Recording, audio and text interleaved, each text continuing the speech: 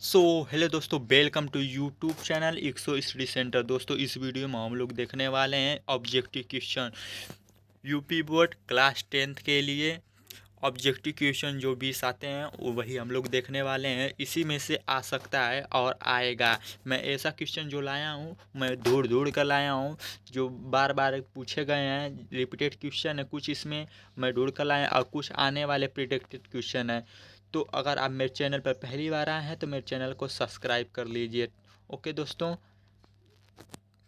ठीक है दोस्तों।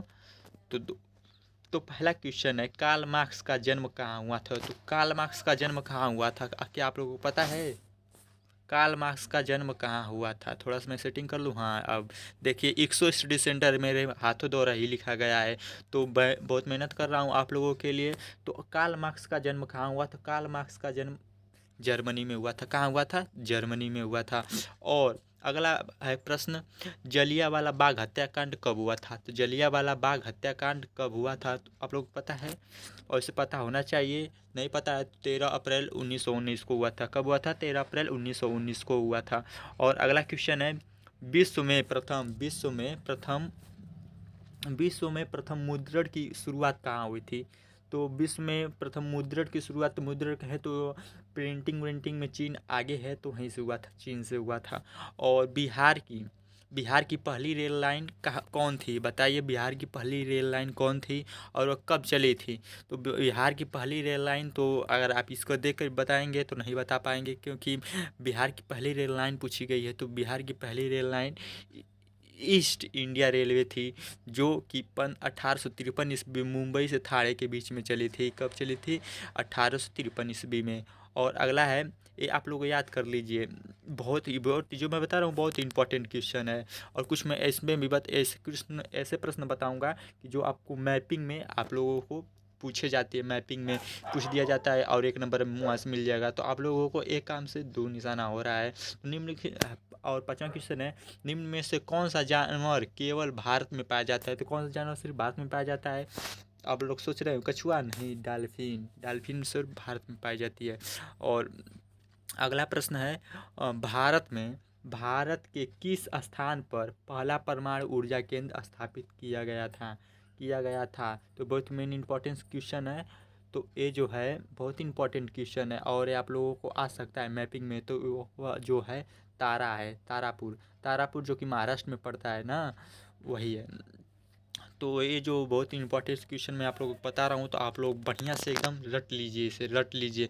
मैं बहुत 1000 क्वेश्चन लाने वाला था, लेकिन उसमें से छाट छाट कर लाया हूँ। और अगला अगर आप लोगों को वीडियो चाहिए, इसमें से 20 23 25 जितने भी क्वेश्चन हो, जितने मैं बता सकूँ उतना मैं बताऊँगा। तो अगला है, सूचना के अधिकार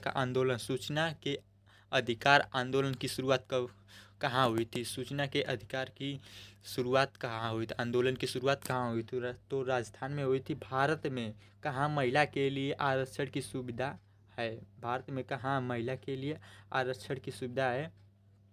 तो पंचायती राज व्यवस्था में। कहाँ पर है? पंचायती राज व्यवस्था में। और अगला है प्रश्न, वैश्वीकरण के मुख्य कितने अंग है? तो वैश्वीकरण के मुख्य 5 अंग हैं। और भारतीय रिजर्व बैंक की स्थापना कब की गई थी? तो 1935 ईस्वी में की गई थी। और कब की गई थी? तो 1 अप्रैल को की गई थी। कब की गई थी? 1 अप्रैल को की गई थी। 1 अप्रैल 1935 को की गई थी। और कहाँ कहाँ पर? और मुंबई में। और पंजाब में भूमि निम्नीकरण का मुख्य कारण क्या है? पंजाब में भूमि का निम्नीकरण का मुख्य कारण क्या है? तो अधिक सिंचाई है। क्या है? अधिक सिंचाई है। और पक्की सड़कों की लंबाई की दृष्टि से प्रथम स्थान पर कौन सा राज्य है? तो कौन सा राज्य है आप लोग बताइए? तो केरल है प्रथम स्थान पर। नहीं नहीं, सॉरी सॉरी, केरल नहीं, महाराष्ट्र है।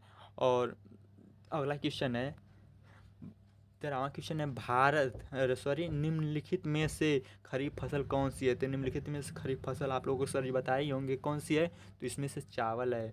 और संघ राज्य की विशेषता नहीं है। इसमें से संघ राज्य की विशेषता कौन सी नहीं है? तो इसमें से लिखित संविधान होता है, शक्तियों का विभाजन होता है और सर्वोच्च न्यायालय भी होता है, लेकिन एकहरी शासन व्यवस्था नहीं होता है। वेरी इंपॉर्टेंट क्वेश्चन ये था। और अगला क्वेश्चन है, भारत में भारत में सहकारिता आंदोलन का प्रारंभ कब हुआ था? भारत में सहकारिता आंदोलन का प्रारंभ कब हुआ था? तो बताइए कब हुआ था?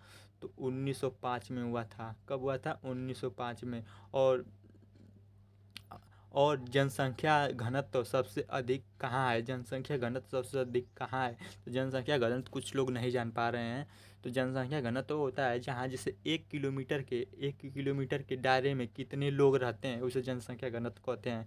तो सबसे ज़्यादा इसमें, अगर मैं इसे छोड़कर बताऊँ, महाजनपद है, लेकिन दिल्ली, आजकल मैं दिल्ली में बताऊँ तो 11,000 किलो प्रति घनत्व है। 1 किलोमीटर में 11,000 लोग रह रहे हैं, तो वहाँ का जनसंख्या सबसे अधिक है। और अगला क्वेश्चन है, गिरमिटिया मजदूर बिहार के किस क्षेत्र में से भेजे जाते थे? तो पश्चिमी क्षेत्रों में से भेजे जाते थे। गिरमिटिया मजदूर कौन किसे कहा जाता है, आप लोग बताइए। गिरमिटिया मजदूर किसे कहते हैं? और अगला प्रश्न है 18वां, काली मृदा का दूसरा नाम क्या है? काली मृदा का दूसरा नाम क्या है? तो काली मृदा का दूसरा नाम रेंगुर है, रेंगुर मृदा करते हैं उसे। और संजय गांधी जैविक उद्यान किस नगर में स्थित है? संजय गांधी नगर उद्यान किस क्षेत्र में स्थित है? तो बताइए, राजगिरी में स्थित है कि बोधगया में स्थित है, कि बिहार शरीफ में स्थित है, कि पटना में स्थित है? कहाँ पर स्थित है? तो बिहार या पटना में स्थित है। कहाँ पर स्थित है? पटना में। पटना बहुत पहले बहुत आगे था और अब आगे भी है। वहीं से यूपीएससी की चुनाव वहीं से होना शुरुआत हुआ। और देखिए, निम्नलिखित व्यक्तियों में से कौन सा लोकतंत्र में रंगभेद के विरोधी नहीं थे? कौन थे? मार्टिन लूथर किंग नहीं थे, महात्मा गांधी नहीं थे, ओलंपिक धावक टॉमी स्मिथ और जॉन कॉलेज, ये जो इतने लोग हैं ये नहीं थे। सॉरी, ये जो इतने लोग हैं ये थे, और ये जेड गुडी जो थी ये नहीं थी। और अगला प्रश्न है 21वां